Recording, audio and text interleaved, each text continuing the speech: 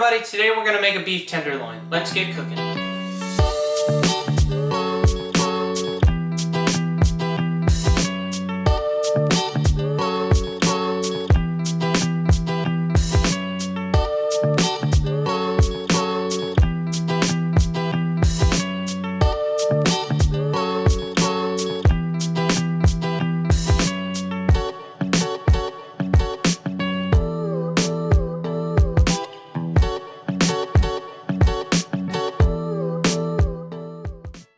Get a pot of water and boil whatever kind of potato you want to use. All we had was petite potatoes, so in they go.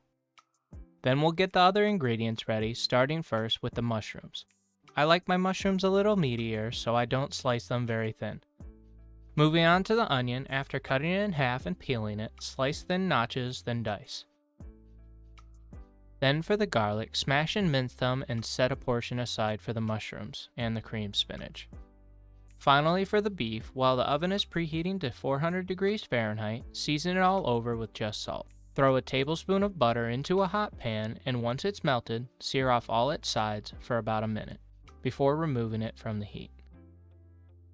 Back at the pan, add another tablespoon of butter and about 1/4 cup of red wine. And after a moment of reduction, add 2 more tablespoons of butter and the mushrooms. Then back with the beef loin, we'll be covering the outside with a thin layer of mustard. I'm using whole grain garlic mustard. Once it's ready, toss it in the oven for 10 to 15 minutes. If you're looking for medium rare, 15 minutes, and temp check for 120 to 125 degrees Fahrenheit.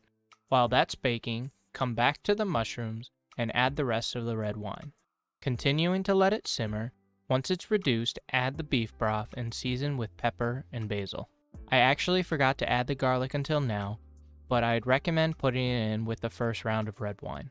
Nonetheless, season to taste with salt and let that sit on low until you're ready to plate. For the cream spinach, add a tablespoon of butter to a pan, and once that's melted, throw in your onions.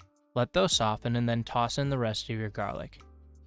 My wife likes the onions a little brown, but once your garlic becomes aromatic, add your spinach. Once the spinach is wilted, pour in your cream, let that steep for just a moment, and then add your cheese. Stir that all together, let it sit on low until your potatoes are ready. Speaking of potatoes, if those are ready, remove them from the heat. Then I decided to at first use the stand mixer, but not the best idea. Much easier to get in there with a hand mash. Now once your meat is ready, remove it from the oven and let it rest for a minimum of 10 minutes. After those 10 minutes, it's ready to serve. We like it more on the rare side, so this was perfect. Plate your dish, serve, and enjoy. Thank you for watching, and I'll see you in the kitchen next time.